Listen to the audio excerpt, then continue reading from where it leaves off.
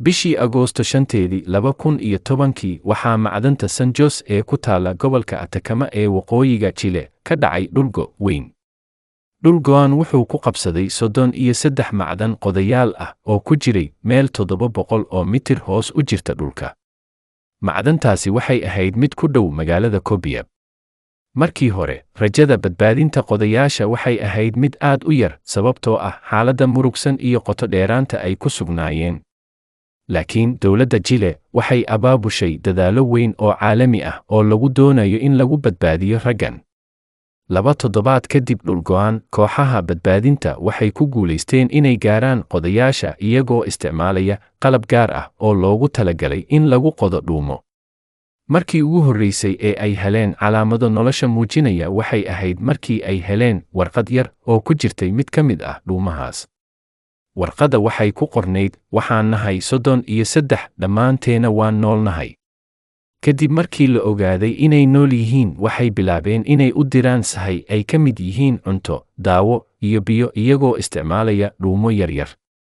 Qodayaasha waxaa sidoo kale la siiyey qalab isgaarsiineed si ay ula xiriiraan qoyskooda iyo kooxaha badbaadinta. Waxaa la dejiyey qorshe badbaadin oo loogu magac daray Operation San Lorenzo.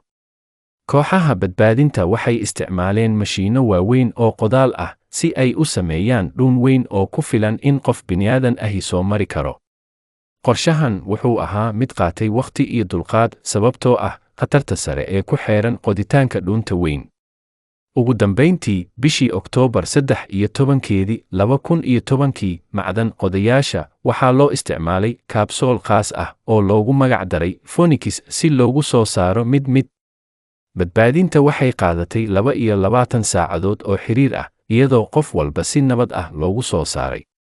Dhacdadan ayaa si weyn looga daawaday dunida oo dhan, iyadoo malaayiin qof ay toos u daawanayeen badbaadinta. Dhacdadan waxay ahayd mid muujinaysa awoodda iyo adkaysiga bini'aadamka. Qodayaasha oo ay soo martay waayo-aragnimo aad u adag waxay noqdeen halyeeyada qaranka iyo adduunkaba. Dawladda Chile iyo shaqaalihii badbaadinta ayaa loo ammaanay hufnaantooda iyo dadaalkooda aan caadiga ahayn. Qisada waxay noqotay mid ka mid ah dhacdooyinkii ugu xusuusta badnaa ee taariikhda casriga ah, taas oo muujinaysa awoodda iskaashiga iyo rajada. Qisadan ayaa sidoo kale laga sameeyey filimaan iyo buugaag badan oo sheekadeeda sii xambaarsan, iyadoo dad badan oo adduunka ku nool ay dhiirigelisay. Kadib markii la badbaadiyey 33 macdan qodayaal, waxaa loo qaaday isbitaal si loo hubiyo caafimaadkooda. Inkasta oo ay soo mareen xaalado adag, badankoodu waxay muujiyeen xoog iyo adkaysi aan caadi ahayn. Qodayaasha waxaa loo sameeyey xaflado iyo soo dhoweyn heer qaran ah. Waxaa kale oo ay heleen taageero caafimaad iyo mid nafsaani ah, maadaama ay soo mareen waayo-aragnimo la yaab leh oo saamayn ku yeelatay maskaxdooda iyo jirkooda. Qisadan waxaa laga sameeyey buugaag iyo filimaan badan oo sheekadeeda soo bandhigaya. Mid ka mid ah filimada caanka ah waa The 33 oo la daawaday sanadkii 2015, kaas oo uu hogaaminayo jilaaga Antonio Banderas. Filimkan wuxuu si faahfaahsan u soo bandhigayaa dhacdooyinkii ay soo mareen qodayaasha iyo dadaalkii badbaadinta ee ay sameeyeen kooxaha kala duwan. Dhacdadan ayaa noqotay mid lagu xuso taariikhda Chile iyo guud ahaan caalamka. San Jose macdanta, oo ahayd goobtii musiibadu ka dhacday, waxaa loo beddelay goob xusuus qaran ah. Dad badan ayaa booqda halkaas si ay uga bartaan taariikhda dhacdadan iyo xusuusta halyeeyada.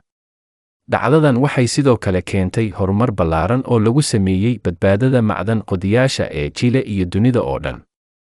Dawladaha iyo shirkadaha macdanta waxay ku qasbanaadeen inay dib u eegaan oo ay hagaajiyaan nidaamyadooda badbaadada si loo hubiyo in aysan dib ugu dhicin dhacdooyin noocan oo kale ah. Waxaa la sameeyey sharciyo iyo xeerar cusub oo lagu ilaalinayo badbaadada shaqaalaha macdanta. Inta lagu guda jiro muddadii ay qodayaasha ku jireen godka hoostiisa, waxay muujiyeen adkaysi iyo midnimo cajiib ah. Iyagoo isticmaalaya sahaydii yarayd ee ay haysteen, waxay u qaybsadeen cunto iyo biyo, waxayna isku dhiirigeliyeen inay rajo sii hayaan. Isaga oo taleefanka dhegaysanaya iyo fariimo qoraal ah oo ay la xiriirayeen qoyskooda iyo kooxaha badbaadinta, waxay heleen taageero iyo rajo dheeri ah oo ku saabsan inay mar uun heli doonaan badbaado. Qisada badbaadintii macdan qodayaasha Chile waa mid ka mid ah sheekooyinka ugu xiisaha badan ee muujinaya xoogga iyo adkaysiga bini'aadamka.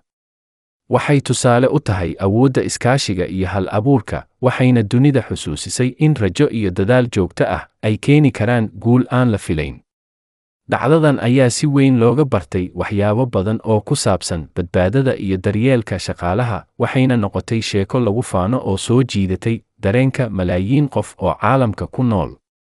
Dowladda Chile iyo hay'adaha kale ee caalamiga ah ayaa bixiyay taageero dhaqaale iyo bulsho oo loogu talagalay qoysaska qodayaasha intii ay ku jireen xaaladda adag.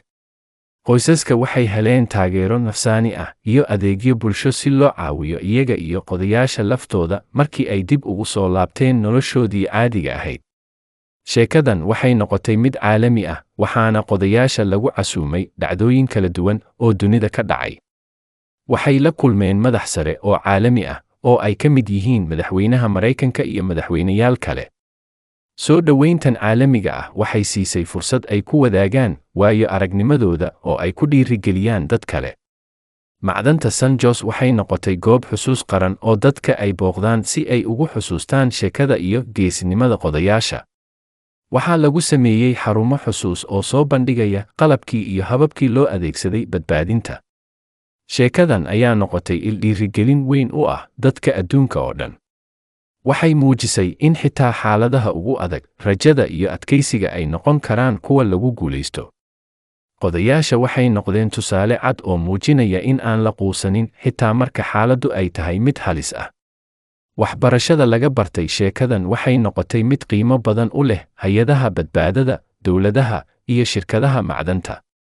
Waxaa la bartay in isku duubnida iyo wada shaqayntu ay yihiin furaha guusha iyo in badbaadada dadka shaqeeya ay tahay mudnaanta koowaad.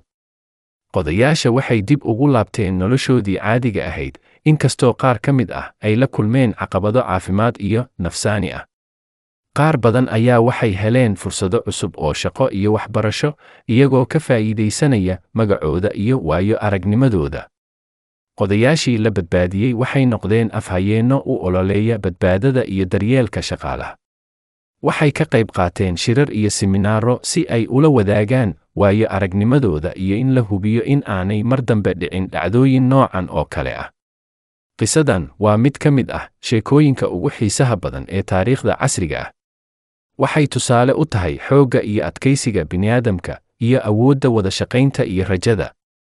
Sheekadan waxay xasuusinaysaa dadka adduunka oo dhan in xaaladaha adag ee nolosha ay ku jiro fursado guul iyo badbaado haddii la muujiyo isku xirnaan iyo dadaal joogto ah.